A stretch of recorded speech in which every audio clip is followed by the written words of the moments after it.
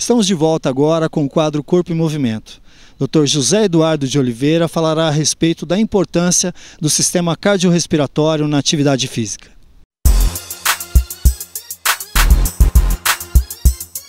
E hoje no nosso quadro Corpo em Movimento, o assunto é sistema cardiorrespiratório.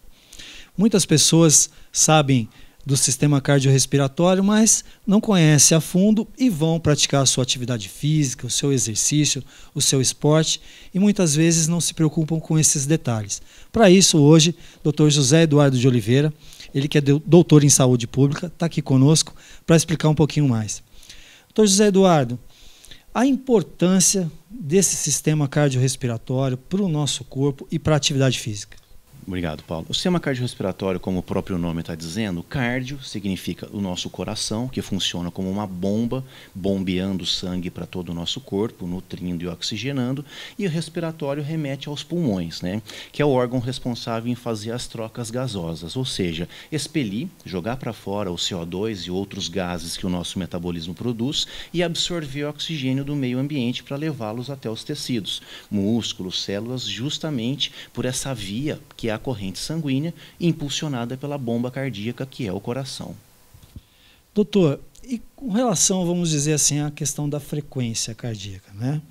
A pessoa está praticando uma atividade, todo mundo sabe que a gente tem um limite, né? E tem um ideal para você trabalhar essa frequência, né? Para as pessoas, de um modo em geral, que não sabem como lidar com essa frequência, que envolve todo esse sistema cardiorrespiratório, o que o senhor pode passar para elas? Olha, realmente existem várias zonas alvo de trabalho que a pessoa e os profissionais de maneira geral levam em consideração na hora da prescrição de um exercício tido como cardiorrespiratório, um exercício aeróbio. A pessoa praticante de exercícios aeróbios, ela deve estar sempre atenta a isso mesmo, né? Dependendo da idade, dependendo do sexo da pessoa, existe um limite que geralmente a gente pode deixar uma dica aí, existem vários parâmetros para controlar a atividade física, mas um deles seria você fazer uma continha rápida, e que é o número 220 menos a sua idade. Te estaria dando aí um limite máximo teórico de frequência cardíaca. Não que a pessoa não pudesse ultrapassar em momento algum aquele limiar, mas seria um limiar de aviso, né? Um limiar de parâmetro que aquela pessoa não treinasse durante muito tempo e com muita frequência além daquele número. Hoje, a gente sabe que principalmente na questão das academias, né? O esporte, a musculação, de um modo em geral, o condicionamento físico cresceu demais, né?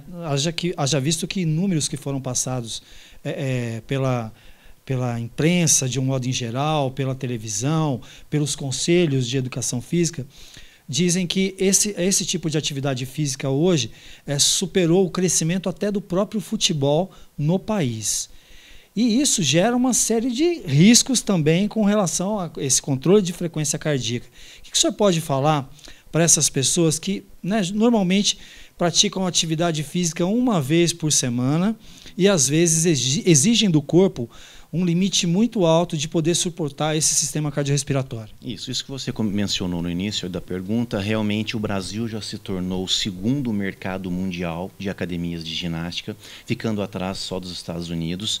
E o nosso pedestrianismo, que é essa prática de corrida de rua que todo mundo está fazendo, ela realmente hoje já apresenta números de praticantes superiores aos praticantes de futebol, que é a nossa paixão nacional, né? Então isso é bom, isso realmente mostra que o brasileiro realmente desenvolveu aí uma cultura corporal do movimento, que está se cuidando mais, mas como você me perguntou, isso também pode levar a alguns riscos, né? A pessoa não deve e não pode praticar exercício de qualquer maneira, ela realmente precisa ter uma prescrição, uma avaliação física e médica e depois de todo um programa de treinamento adequado, particularmente para quem vai optar se exercitar na rua, né?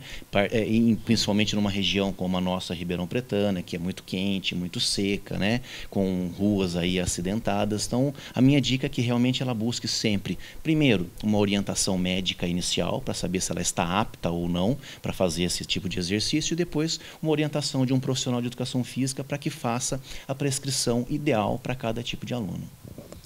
E no caso, por exemplo, né, as pessoas quando vão para um tipo de treinamento, elas confundem as causas, porque muitos sentem a fadiga desse sistema cardiorrespiratório, né?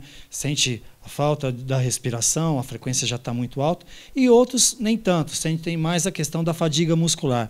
O que o senhor pode orientar para as pessoas identificarem a diferença entre essas duas fadigas? É justamente porque a pessoa saiba identificar que ela precisa de um condicionamento físico geral. Então, geralmente, pode ser que a falta de uma resistência muscular localizada esteja levando ela a uma fadiga precoce durante uma atividade como uma corrida, uma pedalada ou uma natação, ou ao contrário, a falta de uma condição cardiorrespiratória também pode estar abreviando uma atividade física localizada ou anaeróbia e que ela deve cuidar da sua saúde e do seu corpo de forma integral, de forma sistêmica.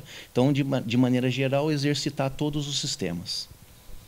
Bom, fica aí todas essas dicas do Dr. José Eduardo de Oliveira, para que você saiba um pouquinho a mais sobre o seu sistema cardiorrespiratório e tratar muito bem o seu coraçãozinho, o seu pulmão e principalmente a sua saúde.